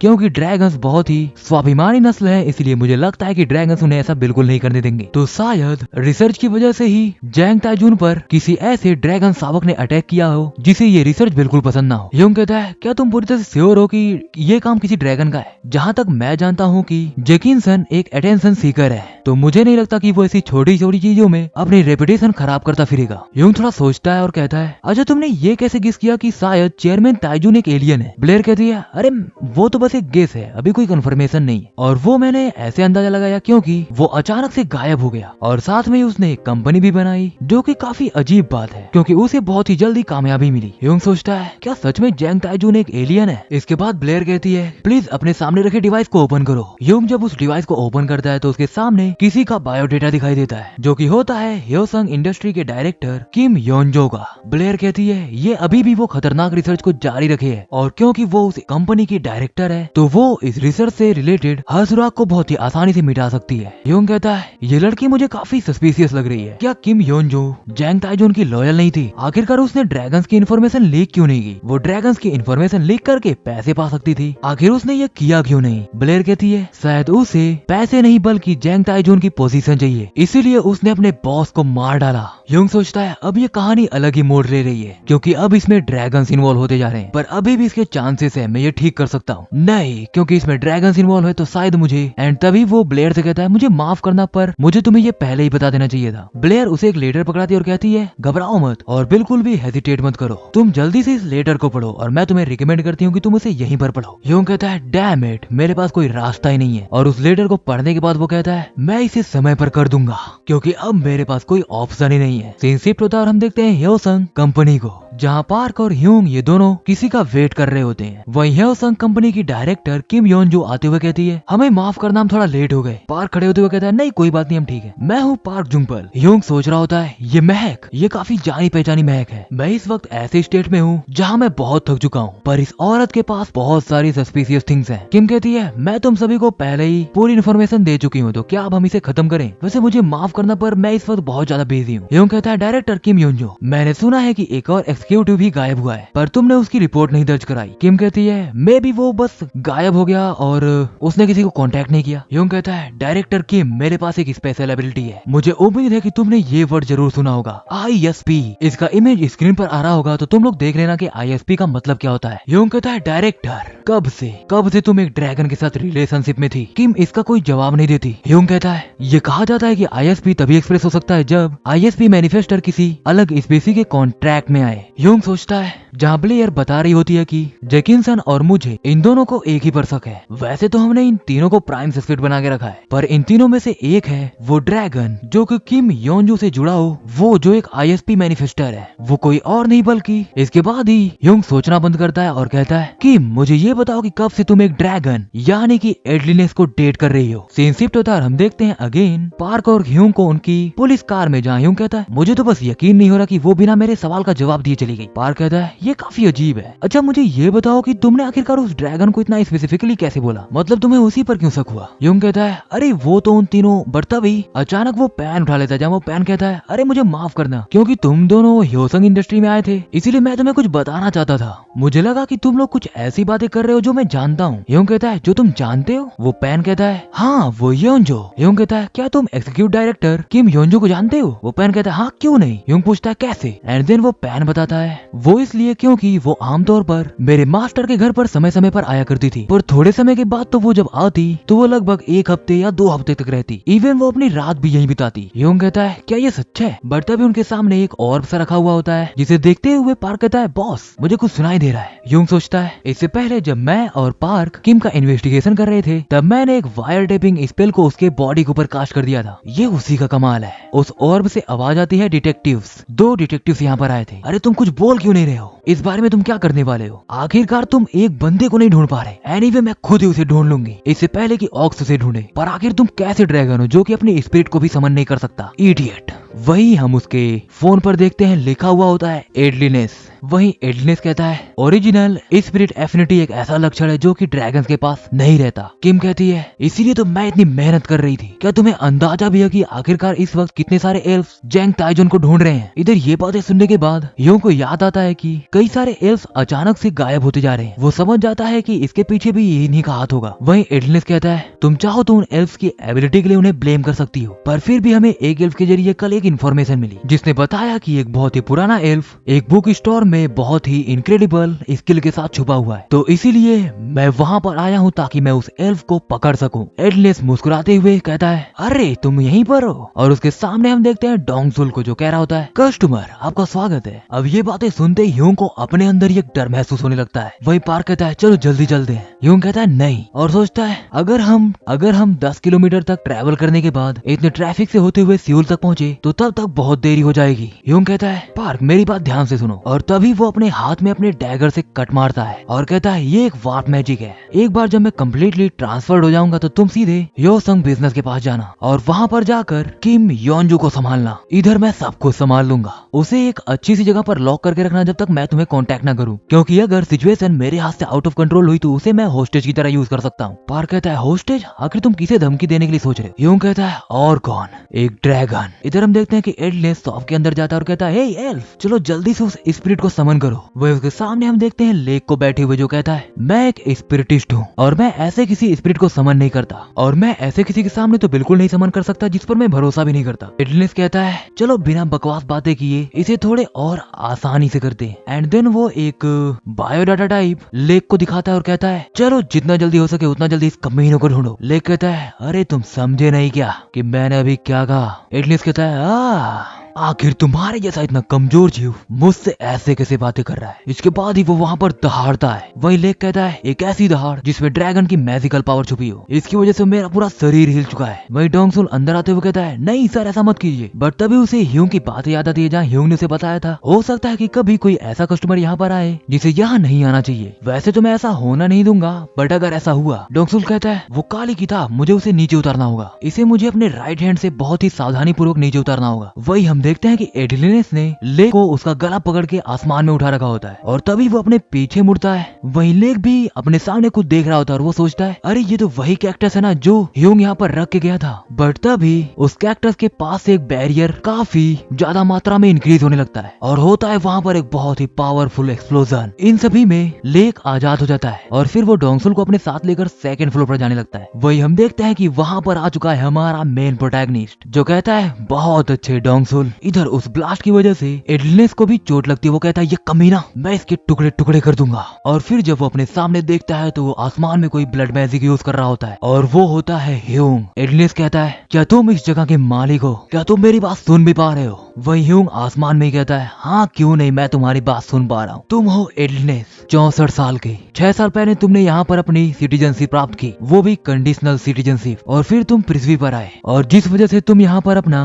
फुल सिटीजनशिप नहीं प्राप्त कर पाए, वो रीजन ये है कि तुम जिस डायमेंशन से आ रहे थे उसमें बहुत सारी प्रॉब्लम्स हुई। वही एडलिनेस सोचता है, ये कमीना आखिर ये सब बातें कैसे जानता है? वही ह्यूंग कहता है, तुम्हें कोई भी अंदाजा नहीं है कि मैं कौन हूँ। तुम एक छोटे बच्चे की तरह एक्टिंग कर रहे हो, जैसे कि तुम एल्डर ड्रैगन से डर रहे हो। आई गेस कि तुम ये जानते भी नहीं होगे क्योंकि तुम आज तक कभी भी ड्रैगन कन्वेंशन में नहीं गए। वही एडलिनेस ये बातें सुनने के बाद भड़क जाता है और कहता है, कमीरे शांत रहे। वही ह्यूंग कहता है, क्या तुम यहाँ पर अपनी असली फॉर्म को शो करना चाहते हो? मैं पूरी तरह से श्योर हूँ कि एल्डर ड्रैगन इससे बहुत खुश होंगे और उन्हें बहुत खुशी भी होगी ये जानकर कि तुम यहाँ पर प्रॉब्लम्स क्रिएट कर रहे हो। इधर एडलिनेस को भी रियलाइज होता है, इसलिए वो शांत हो जाता है। ह्यूंग कहता है, मैं एक अच्छी जगह जानता हूँ, मेरे पीछे आओ। इसके बाद ही वो वहाँ से जाने लगता है। वहीं एडलिनेस उसे जाते हुए देखकर कहता है, इसके लिए तुझे पछतावा होने वाला है। सीनशिप प्रकार हम देखते हैं एक जंगल का सीन जहाँ हमारा MC ह्यूंग बहुत ही बैडएस वे में बैठकर कहता है, तुम एल्डर से बहुत डरते हो ना? मुझे लगा नहीं था कि सिर्फ उन्हें मेंशन करने की वजह से तुम डर की वजह से मेरा पीछा करोगे और यहाँ पर आओगे। वहीं एडलिनेस कहता है, तुम्हारी बातें सुनकर लग रहा है जैसे मैं किसी ट्रैप में फंस चुका हूँ, पर क्या तुम्हें पता है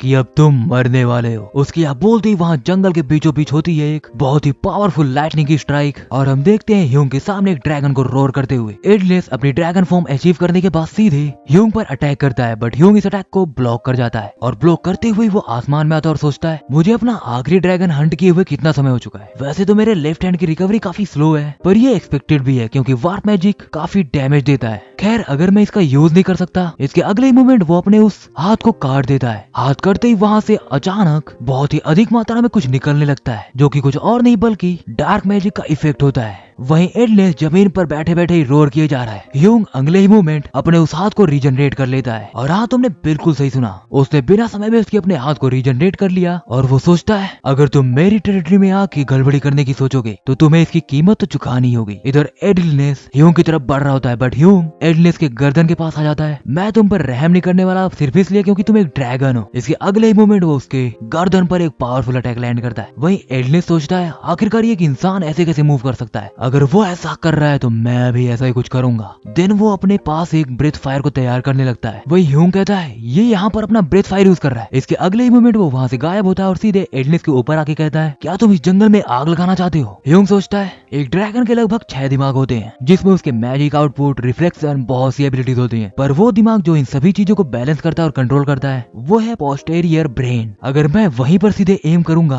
तो ये लड़ाई बहुत ही जल्द खत्म हो जाएगी। इसके बाद ह्यूंग एडलेस के सीधे उसी जगह पर अटैक करता है जिसकी वजह से एडलेस एक टूटे हुए तारे की तरह जमीन पर आके गिरता है और बिल्कुल ही अधमरा हो जाता है। ह्यूंग सोचता है एक इनेट रेजिस्टेंस बैरियर जो कि एक ड्रैगन की बॉडी को कवर करता है, अब वो बैरियर कमजोर हो चुका है तो यही समय है। इसके बाद वो अपने डैगर को सीधे एडलेस की तरफ फेंक देता है और कहता है मैं सीधे तुम्हारे ऊपर श्राप फेंकता हूँ। और इसके साथ ही ये एपिसोड यहीं पर खत्म हो जाता है। सो वीडियो बंद करने वाले हो तो प्लीज एक छोटा सा सब्सक्राइब कर देना क्योंकि 1 आवर की वीडियो बनाने में सच में बहुत मेहनत लगती है। एंड यार लाइक के साथ कमेंट में बताना कि इसका नेक्स्ट पार्ट चाहिए नहीं। और पर्सनली मैं बताऊं तो इस मानवा में अभी आगे काफी इंटरेस्टिंग थिंग्स हैं, जैसे कि ह्यूंग स्टार्टिंग में ही किन 2 ड्रैगन्स की बातें कर रहा था जिनसे वो फाइट करके आया, साथ ही में ह्यूंग की असली सच्चाई क्या है और कैसे वो 800 सालों से जिंदा है, साथ ही में वो कम्युनिटी जो ह्यूंग से ये सब काम करवा रही है, आखिर क्यों उसने ह्यूंग की मेमोरीज को अपने पास रखा हुआ है, आखिर ऐसा क्या है ह्यूंग की मेमोरीज में, और साथ ही में ड्रैगन्स जो इस पूरे वर्ल्ड को एक पपेट मास्टर की तरह चलाते हैं, क्या वो अपने साथी ड्रैगन के मरने के बाद शांत रहेंगे। खैर अब ये सब तो अगली वीडियो में पता चलेगा, पर उससे पहले चलो मिलते हैं अगली वीडियो में, तब तक के लिए